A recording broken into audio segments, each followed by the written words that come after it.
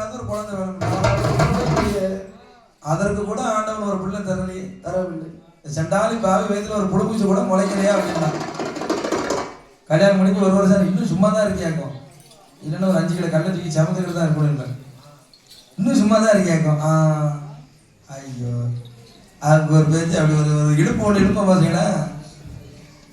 இவன் நினைக்கிறா கர்மம் செய்வதற்காக ஒரு குழந்தை கொடுத்துருக்கலாமா அந்த ஆண்டவன். செத்தா தூக்கி போடாம ஒரு பிள்ளை கொல்லி வைக்குமா பிள்ளைய கொடுக்கல வேண்டும் வேண்டும் அல்லவா. மனம் என்ன செய்யும் மறந்தும் இல்லையா. கண்டிப்பாக அதனால என்ன சொல்லுகிறான் பாரு. என்ன அடி அம்மா இப்படியே அழுது புலம்பிட்டு இருந்தேன்னா எப்படி குழந்தை கிடைக்கும். கிடைக்காதம்மா. ஒரு தடவைக்கு 2 கூட என்ன செய்யணும். முயற்சி தான் திருவினையாகும். நாம் ஒரு செயலை செய்வோம் தோல்வி அடைஞ்சோன்னு என்ன செய்வோம். இது நம்மளுக்கு செட் ஆகலை போலியா அப்படி நம்ம செய்யக்கூடாது அப்படின்னு ஒதுங்கிடுவோம். ஏன் தோற்ற அப்படின்னு கேள்விப்படும். வாழ்க்கையில் வெற்றியை கொண்டாடுவதை விட தோல்வியை மறந்து விடாது. அவமானத்தை மறந்து விடாது. அவமானத்தை நீ மனசுல வச்சுக்கிட்டே இருந்தனா அடுத்தால அவமானப்படாத அளவுல உன்னுடைய மனம் என்ன செய்யும். ஜெயிப்பதற்குண்டான யுக்தியை நோக்கி போகும். தோத்தா வேற இடத்த நாடி போவதை ஏன் தோத்தன்னு கேள்வி கேள்வி. எதனால தோத்தோம்னு கேள்வி கேள்வி. அதை சரி செய்து என்ன செஞ்சிருவ ஜெயிச்சிருவேன். நீ ஒவ்வொரு துறையா மாறி மாறி போனே ஜெயிக்கவே மாட்டேன். தோல்வியின் தவறை கண்டுபிடிச்சா ஜெயிச்சிடலாம். அப்ப எதனால நம்மளுக்கு பிள்ளை இல்லைன்னு கண்டுபிடிச்சான். அவ்வளவு வரிபணத்தையும் வாங்கி நம்ம மொத்தையிலே அரண்மனையில தானே ஸ்டோர் பண்ணி வச்சிருக்கோம். கருவளம் நிரம்பி இருக்கிறது. மக்கள் எல்லாம் பசிப்பட்டு நம்ம வாடி இருக்கிறார்கள். அப்படியானால் மக்களுக்கு என்ன செய்யணும். நாம் சேர்த்து வைத்த சொத்துக்களை எல்லாம் பண காசுகளை தான தர்மமாய் கொடுக்க வேண்டும். தர்மம் தலை காக்கும் தக்க சமயத்தில் உயிர் காக்கும் என்று பாரதத்திலே உரைத்திருக்கிறான். மகாபாரதத்திலே எம்பெருமான் நாராயணன் அச்சுதன் மாயவன் ரகுராமன் நந்தனன் கோபாலன் நவனித கிருஷ்ணன் ஆயிரபாடி அம்பலவானன் மதுசூதனன் ரிஷிகேசவன் மாதவன் அந்த வாசுதேவ கிருஷ்ணன் சொல்லி வைத்திருக்கிறான். தர்மம் தலை காக்கும் தக்க சமயத்தில் உயிர் காத்தது அர்ஜுனனுடைய தலையை காத்தது. அப்படியானா நம்ம கொஞ்சம் தான தர்மம் செய்யலாம். அவன் செய்கிறான் செய்ய வேண்டும் என்று எப்படி செய்யலாம். இப்படி நாகமுடைய அரச மன்னன் செய்கிறான். அன்னமென்று கேட்டவர்க்கு அன்னத்தில கட்டி வைத்த பாலின பிள்ளையருக்கு பால்படம் கட்டி வைத்த சுவை கொண்டு வாரவர்க்கு சுவை காஞ்சி கட்டி வைத்த சுவை காஞ்சி கட்டி வைத்த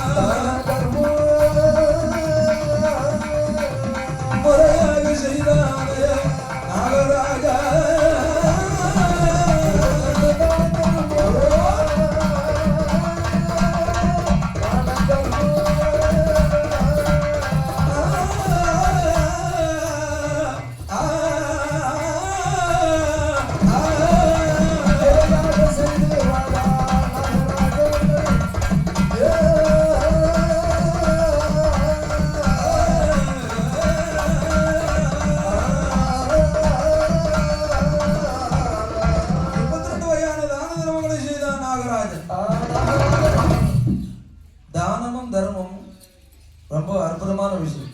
எல்லா மனிதர்களும் எல்லா வாழ்க்கையிலும் இந்து மதத்துல கடைபிடிச்சாங்க. இன்னைக்கு இல்லாம போயிட்டு இல்லையா? தானம் என்பது மனிதர்களுக்கு செய்வது மட்டுமல்ல, உலகில் பிறந்த எல்லா உயிர்களுக்கும் செய்வது தானம் தான். அதுதான் அந்த நேரத்தில் பச்சரிசி மாவுல வாசல கோலம் போட்டாங்க. போடுறீங்களா? சிட்டுயிர்கள் எறும்புகள் எல்லாம் பசியாரும். மிகப்பெரிய அன்னதானம். 100 பேருக்கு சாப்பாடு போடணும், 10,000 ரூபாய் செலவு பண்ணணும். 1000 பேருக்கு சாப்பாடு போடணும், 1 லட்ச ரூபாய் செலவு பண்ணணும். 1 லட்சம் எறும்புக்கு ஒரு குட்டி என்ன செய்யலாம்? ஒரு குடி மாவுல பசியாரிடும். மகா அன்னதானம். ஒரு குடி மாவுல பச்சரிசி மாவுல 1 லட்சம் உயிர் சாப்பிட்றோம். 2வது அன்னதானம் காக்காவுக்கு சோறு வைக்கணும்னு சொல்லுவாங்க காலையில. நம்முடைய புத்திருக்கள் சனி பகவான். 3வது நாய்க்கு சோறு வைக்கணும். பைரவர், குலதெய்வம், சாஸ்தா. இந்த 3 பேர்களுக்கும் சோறு வச்சுட்டு தான் நம்ம சோத்து பானையில கையை வைக்கணும் நம்ம சாப்பிட்றதுக்கு. இன்னைக்கு அப்படி இல்லை. எந்திரிச்ச உடனே பெட்காமியோட எந்திரிப்போம். பல்லு விளக்குதமே விளக்கலையோ, குளிக்கலையோ. எவனோ கண்டுபிடிச்சிட்டா வெள்ளைக்காரன் பெட்காமினர் உடனே தூக்கி வாயில ஊத்திடுவோம். அங்க ஆரம்பிக்கிறது உங்களுக்கு சுகர், ஸ்லோ பாய்சன். முதலாக நீ காலையில திங்கக்கூடிய உணவு தான் இந்த உடல் ஏற்றுக்கிடும்.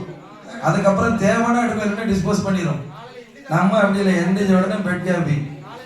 அப்புறம் 40 வயசுல சுகர் வராம என்ன செய்யும்? காக்காக்கு வடை வச்சிடலான்னு கேட்காப்பிலையா? வீட்டில் வச்சிருவாப்பிலமா, நீட்டாக வச்சிருவாப்பில. பச்சரிசி மாவுல தான் இன்னைக்கு போனோம். காக்காக்கு சாப்பாடு, அது பக்கம் மயில் கிழக்கிறது கூப்பிடும், அந்த மயிலுக்கு சாப்பாடு. நாய் தன்னால தேடி வந்துடும், நாய்க்கு சாப்பாடு. இவ்வளவு வச்சதுக்கு அப்புறம் தான் என்ன நடக்கும்?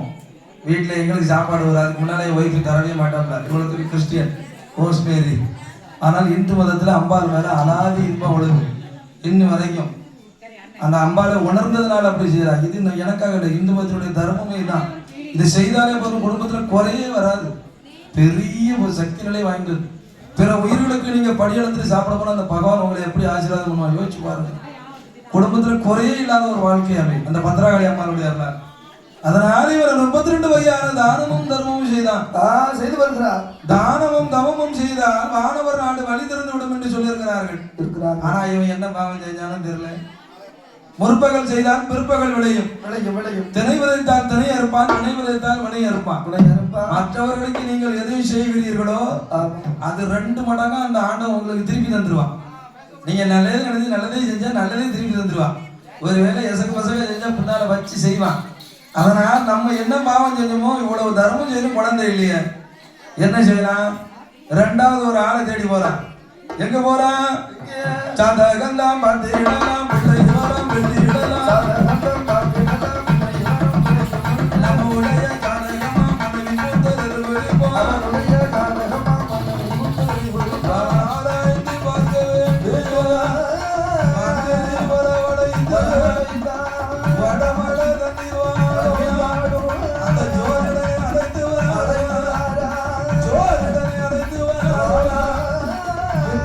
மந்திரி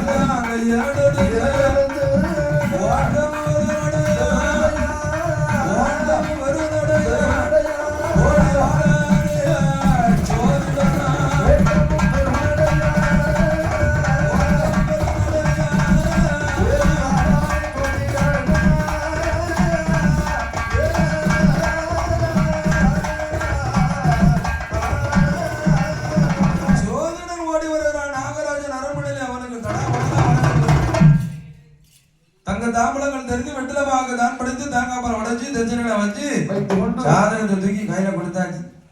எப்போ ஏதாவது குழந்தை இருக்கா இல்லையான்னு நல்லா பார்த்து சொல்லு, நல்லா பார்த்து சொல்லு. எனக்கு ஜாதகமா பார்த்து சொல்லு. பாதகமா பார்த்துடாத. இதுல இந்த பெண்களிடம் ரொம்ப பாவம் பதிலீங்களா. நம்மளுக்கு பிறந்ததுல இருந்து இறப்பு வரைக்கும் ஒரே இன்சியல் தான். ஆனா பெண்களுக்கு பிறக்கும் போது ஒரு இன்சியல், கல்யாணம் முடிச்சதுக்கு அப்புறம் இன்னொரு இன்சியல் இருக்கா இல்லையா? இருக்கு. ரெண்டாவது, நம்மளுக்கு பிறந்ததுல இருந்து ஒரே ஜாதகம், அவங்களுக்கு 2 ஜாதகம். பிறக்கும் போது ஒரு ஜாதகம், பூக்கும் போது ஒரு ஜாதகம். 2ஆச்சானே, உங்களுக்கு 4ஆனே. Glad meet you. தேங்க்யூ. விளங்கிடும். 3வது, குலதெய்வம் நம்மளுக்கு 1 தான், அவங்களுக்கு 2. பிறந்த வீட்டில் 1, புகுந்த வீட்டில் 1. எல்லாம் 2 இருக்கும். புருஷன் மட்டும் 1 தான் இருக்கும். ஈச்சிரும் பிச்சு அதெல்லாம் மாற்ற முடியாது. ஒன்னே கண்ணே கண்ணு, கணவனே கண் கண்ட தெய்வம், இல்லைன்னா குல தெய்வம், இல்லைன்னா கொலையே விழுந்துடும். அதனால் இந்த நாகமுடி அரச மன்னன் எவ்வளவு தானம் தர்மம் செய்யணும் செய்தும் இல்லாதவன் ஜோதிடனை அழைத்து பாருங்க. அவனாவது ஒரு நல்லதா சொல்லுவானா? மனசுக்கு நிம்மதியா ஏதாவது சொல்லுவானா? அப்பாடா ஜோதிடர் சொல்லிட்டாரு, நம்மளுக்கு நல்லது நடந்துடும் அப்படின்னு ஒரு ஆறுதல் படுறதுக்கு அவரும் சொன்னாம ஒரு வார்த்தை. நாகராஜனுடைய ஜாதகம் நாகக்கண்ணினுடைய ரதுகுருமை பார்க்கும் பொழுது ஒப்பிரவி பாவி ஐயா,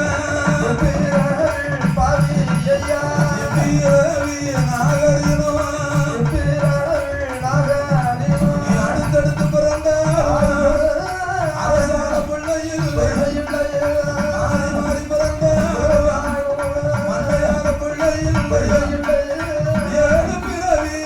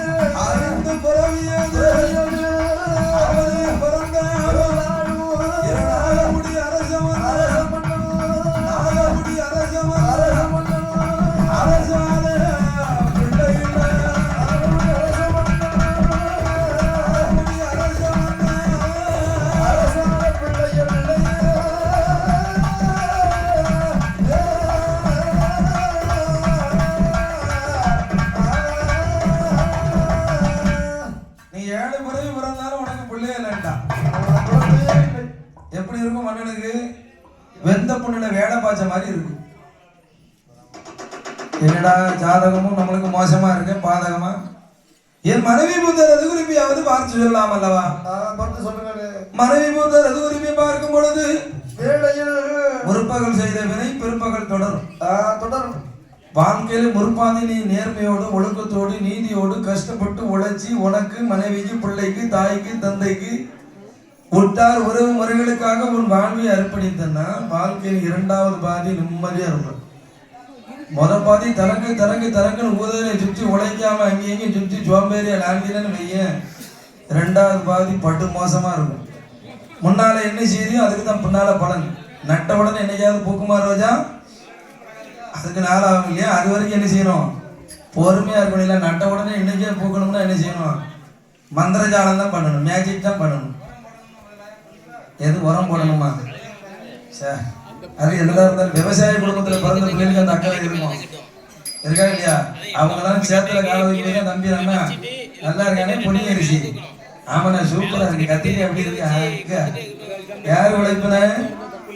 அண்ணா அந்த பிள்ளைகள் அந்த மாதிரி விவசாயிகளுடைய உழைப்புதான். அதனால இந்த நாகராஜ நாகக்கண்ணி ரதுகுருமை பார்த்து சொல்லாடி, அப்பா இந்த பிறவியில எந்த பிறவி பிறந்தாலும் பிள்ளை இல்லை. அந்த காரணத்தை தான் சொல்லிடுறேன். போன பிறவி நீ வேடுவராய் பிறந்திருக்கிற என்ன சொல்லிட்டு, இந்த பிறவியில நான் மண்ணாடி மன்னன், அவரை வேற எனக்கு பின்னால இருக்க. நான் போன பிறவியில வேடுவனாம பிறந்தேன். அப்படிதான் பிறகு தம்பி. போன பிறவியில நம்ம பண்ணியா கூட பிறந்திருக்கலாம், குதிரையா கூட பிறந்திருக்கலாம், பாம்பா கூட பிறந்திருக்கலாம். இந்த பிறவியில மனிதனா பிறந்திருக்கோம், அவ்வளவுதானே தெரியும். இந்த 5 கிராம் ஆவி அடங்குறதுக்குள்ள என்ன ஆட்டம் போடுவான், அவ்வளவு ஆட்டம் போட்டுருவான். எண்டில் ஒரு மனம் உணரும் பாரு, அன்னைக்கு ஒண்ணுமே மாற்ற முடியாம போயிரு, பிரயோஜனம் இல்லாம போயிரு. முதல்ல மாத்திரு, முதல்ல திருந்திரு. சாகும்போது சொர்க்கம் மாதிரி இருக்கும், வரவேற்கலாம். இப்ப பயம் வரும், ஐயோ செத்துருவோமோ, ஐயோ போயிடும், ஒன்னும் அனுபவிக்கலையே, ஐயே ஒண்ணுமே இல்லை ராஜா. சுத்தி இருக்கிறவங்கள நல்லா பார்த்துக்கிட்டு அந்த ஆண்டவன் நம்மளை நல்லா பார்த்துப்பான். புளிக்கு புளியாதரை ஊட்டணுமா, இந்த பக்கத்துல தான் இருக்கு, போய் ஊட்டிட்டு வாங்க. புளியாதரை சாப்பிடுதான் உங்களை சாப்பிடுதான்னு ஒரு டெஸ்ட் வச்சிருக்கோம். நாகமுடி அரசமன்னன் ஜாதகம் அவர் செய்த பாவம் தொடர்கிறது. நீ வேடர் குலத்திலே பிறந்து சூழ்மானை கொண்டு கொலை செய்திருக்கிறார். உணவுக்காக வேட்டையாடுவது தப்பில்லை, ஆனால் அந்த மான் கர்ப்பமாகி சூடாக இருக்கும் பொழுது அதை கொள்வது மகா பாவம். அதுக்கு புண்ணியமே கிடையாது, 7 ஜென்மத்துக்கும் பாவமும் கிடையாது.